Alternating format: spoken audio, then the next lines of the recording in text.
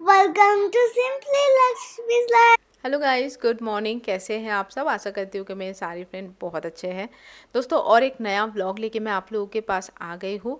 और आज के व्लॉग में मैं आप लोगों के साथ शेयर करूँगी कि मेरा कौन सा ऑपरेशन हुआ था, क्योंकि लास्ट व्लॉग में काफ़ी सारे कमेंट्स आए हैं कि आपको क्या हुआ।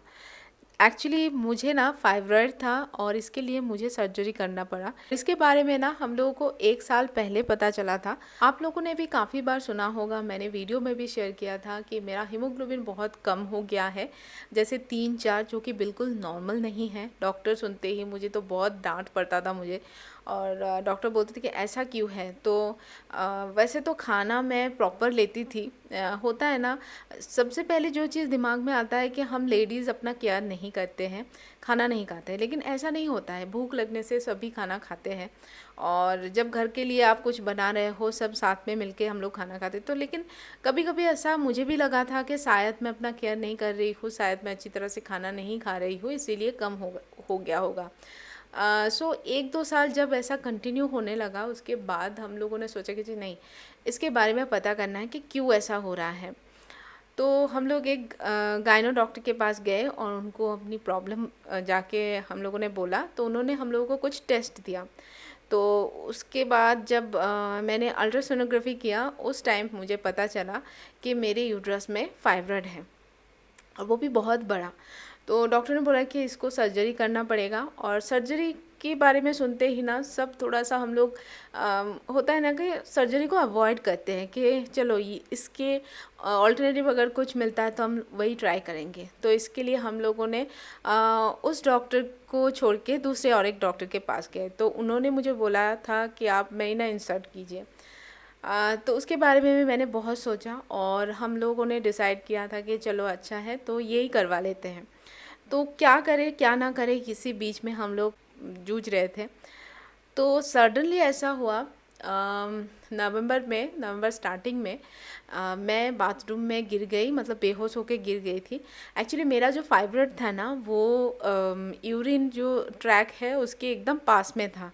तो इसीलिए ना मुझे पीरियड्स में हेवी ब्लीडिंग जो होता है वो था। एंड उसके बाद एक पेन, एक इरिटेशन जैसा होता था। जब भी मुझे बाथरूम जाना पड़ता था ना, मुझे बहुत डर लगता था। तो ये सब चलता रहा। जब मैं बेहोश हो गई, उसके बाद हम लोगों ने सोचा कि नहीं, और टाइम वेस्ट नहीं करते हैं, हम लोग सर्जरी ही करवाते हैं। तो इसीलिए हम लोगों ने उसी बीच डिसीज़न लिया कि सर्जरी करना है, और विदिन 2 वीक्स हम लोगों ने सर्जरी की। 1 हफ्ता लगा हम लोगों को कुछ टेस्ट वगैरह करवाने के लिए, और उसके बाद हम लोगों ने सर्जरी की। और सर्जरी के बाद वो फाइब्रॉइड जो था वो रिमूव किया गया। मेरे जो डॉक्टर थे, डॉक्टर कविता को भी, जिन्होंने मेरी सर्जरी की थी, जब मैंने उनसे पूछा कि मैम ऐसा क्यों होता है, मतलब फाइब्रॉइड किस चीज़ के लिए होता है, क्या हम लोग अवॉइड करें। तो उन्होंने बोला है कि आजकल बहुत सारे पेशेंट मेरे पास ऐसे आते हैं, और ये बहुत ही कॉमन एक प्रॉब्लम हो गई है, बट ऐसा कोई गारंटी नहीं है कि दोबारा ये नहीं होगा, ये फिर से हो सकता है। तो इसलिए ना मेन चीज़ है कि हमारी जो लाइफस्टाइल है उसमें थोड़ा सा चेंज करना है, रेगुलर एक्सरसाइज ये सब ऐड करना है, खान पान में भी बहुत कुछ चेंजेस लाना है। वो मैं अलग एक वीडियो में आप लोगों के साथ शेयर करूँगी। मैं कोई एक्सपर्ट तो नहीं हूँ, अपनी लाइफ की जो भी एक्सपीरियंस है वो मैं आप लोगों के साथ शेयर करूँगी। और समय एक ऐसी चीज़ है ना जो आपको बहुत कुछ सिखा के जाता है। जैसे हमारी लाइफ में कभी कभार ऐसे कुछ चीज़ें हो जाती है जिससे हम लोगों को बहुत बड़ी सीख मिलती है। तो ये जो कुछ महीना हम लोगों ने स्पेंड किया ना, इससे हम लोगों ने बहुत कुछ सीखा। ये जो हमारे घर के सामने जो प्लांट था ना, ये मेरा बहुत ही फेवरेट एक प्लांट था। लेकिन 2 दिन पहले इतनी तेज़ तूफ़ान आया कि ये एकदम से ऊपर का जो पोर्शन है वो एकदम गिर गया था। और यहाँ पे नीचे ना पूरा छाव हो जाता था। जो सिक्योरिटी भैया थे यहाँ पे कुर्सी लगा के बैठते थे।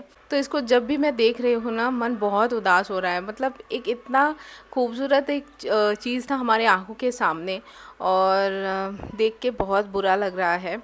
और ये ना प्लांट इतना खूबसूरत था ना, मतलब ये एकदम छतरी के जैसा था, मतलब एक एक छतरी जैसे स्टेप बाय स्टेप है। और जब हम लोग इस घर पे शिफ्ट किए थे ना, उस टाइम पे ये एकदम छोटा था, और 10 साल में ना इसका हाइट एकदम 4th फ्लोर के जैसा हो गया था।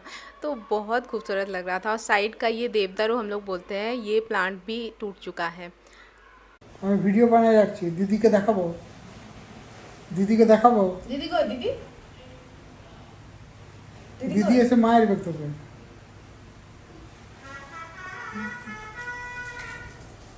और आज मैंने ब्रेकफास्ट में बनाया था उपमा। इसको यहाँ पे ना खारा भात बोलते हैं, जैसे हम लोग बंगाली में इसको बोलते हैं ना नमकीन सूजी, मतलब नोनता सूजी, और यहाँ पे जैसे इसको खारा भात बोलते हैं। अगर आप सुबह ब्रेकफास्ट करने के लिए कहीं पर भी जाते हो ना तो आपको ये मिलेगा खारा भात और साथ में केसरी भात। केसरी भात मैंने शेयर किया था एक बार पहले, वो केसर से जो मीठी सूजी बनती है ना वो, और ये मुझे बहुत पसंद है, बहुत टेस्टी लगता है। बच्चों के लिए भी बहुत अच्छा है, हेल्दी है, और शुगर भी नहीं है इसमें, तो कोई भी खा सकते हैं, मतलब बच्चे बड़े सभी। और अभी मैं लिविंग रूम में बैठ के ब्रेकफास्ट कर रही हूँ। आज थोड़ा सा लेट हो गया है ब्रेकफास्ट के लिए, तो यहाँ पे बैठ के कर रही हूँ। और मेन डोर ओपन करके रखा है क्योंकि इस साइड से ना बहुत अच्छी हवा आती है। और मेरे काफ़ी सारे फ्रेंड ने ये भी बोला है कि दीदी आप सबके साथ साथ हम लोगों ने आपके गार्डन को भी बहुत मिस किया है। तो ये रहा मेरे गार्डन का कुछ झलक। यहाँ पे अतनु प्लांट्स में पानी दे रहे हैं, और ये जो टाइम है ना, इस टाइम पे प्लांट्स में बहुत अच्छे अच्छे फ्लावर आते हैं। और वैसे तो आप सबको पता ही है कि अतनु प्लांट की केयर करते हैं, तो इस बीच अतनु को इतना ज़्यादा टाइम नहीं मिला था, बट जितना भी टाइम मिला उन्होंने कोशिश की कि जो फ्लावर है वो, मतलब जो फ्लावर वाले जो प्लांट है उसको थोड़ा सा टेक केयर करके एटलीस्ट फ्लावर ला सके। अभी ना देख के लग रहा है कि बारिश स्टार्ट होने वाली है, क्योंकि पहले ऐसे ही क्लाउड मतलब रेडी हो जाता है, उसके बाद हवा स्टार्ट होता है और फिर बारिश। तो इसीलिए मैंने कृति को बोला जो कपड़े हैं वो उठा लो, क्योंकि उस दिन क्या हुआ था, ये सारे कपड़े मेरे रह गए थे। और हवा से ना ऐसा था कि नेट से भी, मतलब नेट रहता है तो थोड़ा सा फिक्र नहीं रहता है कि बाहर कपड़े गिरेंगे, लेकिन उस दिन इतना तेज़ तूफ़ान आया था कि कपड़े नेट से ही बाहर गिर गए थे। क्योंकि नीचे का पोर्शन थोड़ा खाली रहता है ना, उस जगह से नीचे गिर गए थे। तो इसीलिए मैंने कृति को बोला है कि जल्दी जल्दी उठा लो, क्योंकि हवा स्टार्ट हो रही है। और अभी का वेदर ऐसा है ना कि कपड़े ना एक दिन में सूख नहीं रहे हैं। जैसे मोटे मोटे कपड़े होते हैं ना, उसको सूखने के लिए 1-2 दिन टाइम लग जाता है। तो मैंने बोला सारा कपड़ा उठा लो, जो भी थोड़ा बहुत मतलब भीगा हुआ है उसको अंदर ही डाल देंगे। तो यहाँ पे आप देख सकते हो हवा स्टार्ट हो गई है। और इस टाइम पे ना मैं खिड़की दरवाजे सब कुछ बंद कर देती हूँ और हम सब बालकनी में बैठ जाते हैं, क्योंकि अभी बारिश नहीं हुई है तो धूल अंदर जाते हैं, तो इसीलिए खिड़की बंद कर देते हैं और हम लोग बाहर आते हैं ताकि हम लोगों को ये जो फ्रेश हवा है वो मिले। तो ये था मेरा आज का ब्लॉग। आज का ये ब्लॉग आप लोगों को कैसा लगा ज़रूर बताना। और बाहर बच्चे खेल रहे हैं, साउंड भी आ रहा होगा। अभी समर वेकेशन भी ख़त्म हो गया कृति का, जैसे स्कूल मतलब फ्राइडे से स्टार्ट हो गया है।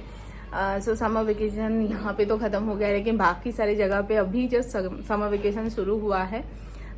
सो चलिए, ये थोड़ी सी जानकारी मैंने अपनी सर्जरी के बारे में दिया।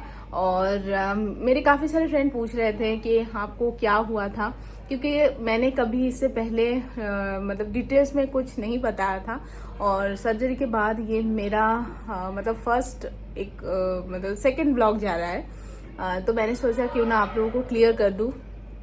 और हाँ, और एक चीज़ मैं बोलना चाहूँगी कि अगर सेम प्रॉब्लम किसी को है तो आप लोग डॉक्टर की सलाह लेकर ही कुछ डिसीज़न लीजिएगा, क्योंकि डॉक्टर को ज़्यादा अच्छी तरह से पता रहता है कि कौन सी चीज़ आपकी बॉडी के लिए कैसा है। सो मैं बोलूँगी कि डॉक्टर की सलाह लीजिए। और हाँ, जल्द से जल्द अगर सेम प्रॉब्लम है तो जल्द से जल्द इसका मतलब ट्रीटमेंट कीजिए, क्योंकि इससे बहुत प्रॉब्लम होती है, हेवी ब्लीडिंग, पेन, ये सब। तो ये हमारी बॉडी के लिए बिल्कुल अच्छा नहीं है, क्योंकि मैं भुगत चुकी हूँ, सारी चीज़ों से मैं गुजर चुकी हूँ, तो मुझे पता है। सो फ्रेंड होने के नाते मैं यही सलाह आप लोगों को दूंगी कि आप लोग जल्द से जल्द इनका मतलब इस चीज़ को क्योर कीजिए। तो चलिए, आज का ब्लॉग मैं एंड करती हूँ, फिर मिलते हैं नेक्स्ट ब्लॉग में। तब तक के लिए bye bye, take care and be safe. पूरे दिन की गर्मी के बाद ये एक चीज़ है जो हम लोगों को बहुत राहत देती है। और शाम होने के बाद और सुबह भी थोड़ा थोड़ा ठंड भी रहता है, तो बहुत अच्छा वेदर बन जाता है।